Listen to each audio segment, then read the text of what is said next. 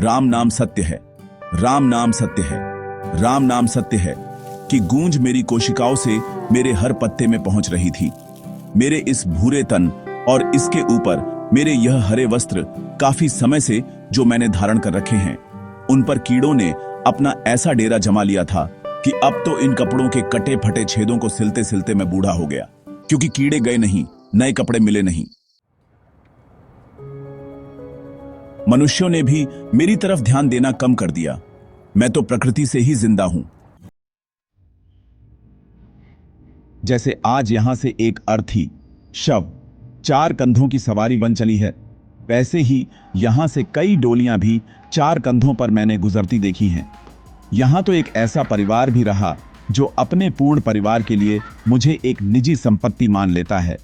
पूजा पाठ सारे संस्कार यही कर लेता है। ना जाने मैंने आज तक यहां कितने ही परिवार सम्मेलन से लेकर धार्मिक संस्कारिक कार्यक्रम इत्यादि देखे हैं। ऐसा नहीं था कि यह बात केवल एक परिवार विशेष की है, क्योंकि मैं भी तो काफी कार्यक्रमों में सम्मिलित हुआ हूं। मेरी अनेकों शादियां हुई हैं, अनेक बार हुई हैं। कोई मांगलिक था तो किसी की कुंडली में दोष, उनके लिए इन सब का हल मुझसे शादी। वह शादी करते गए और मैं कभी दूल्हा बनता तो कभी दुल्हन बनता रहा हूं। शायद इतने कारण कम थे, इसलिए कुछ मुझे शुभ मानकर ही शादी करते।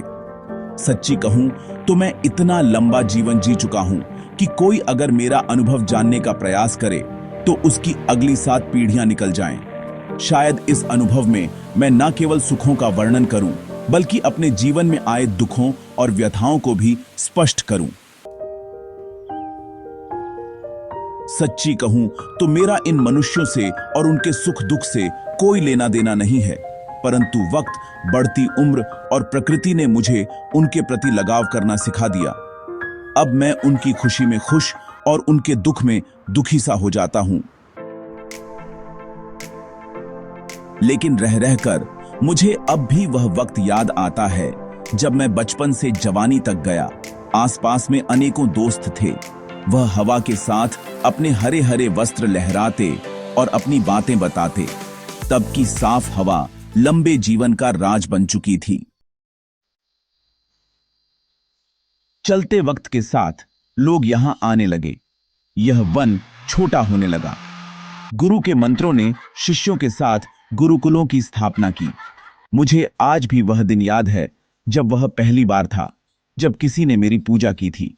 मैं इस बात से काफी खुश था, परंतु शायद मन के किसी कोने में दोस्तों को खो देने का दुख भी था। वन के छोटे होते होते यहां एक कस्बा बना, जहां लोग खुद पर तो रंग लगाकर श्रृंगार करते, परंतु पूजा के नाम पर मुझे भी लाल पीला कर देते। फिर कस्बों ने गांव का रूप ले लिया, जिससे वन और छोटा हो गया। यहां लोगों ने नियम और फैसले बनाए। साथ ही मेरे नीचे पंचायत के नाम की एक बैठक भी लगाना शुरू कर दिया है। बच्चों ने मेरे साथ मेरी छत्र छाया में खेलना शुरू कर दिया। मैंने इस जगह के वन से शहर बनने तक के सफर को देखा ही नहीं, बल्कि जिया है। लेकिन धीरे धीरे अब मेरा बुढ़ापा, मेरी बढ़ती आयु, मेरी यादें धुंधली सी कर रही हैं। मेरे पैरों और पंजों में मेरी पकड़ी हुई मिट्टी भी धीरे धीरे छूट सी रही है। शायद मुझे यहां से मोह हो गया है। मैं यहां हमेशा रहना चाहता हूं। मैंने इस जगह को विकसित होते देखा है। यहां मैंने मनोरंजन के हर रस का पान किया है। शायद ही ऐसा कोई पक्षी रहा हो जिसने मुझ पर आवाज ना किया हो।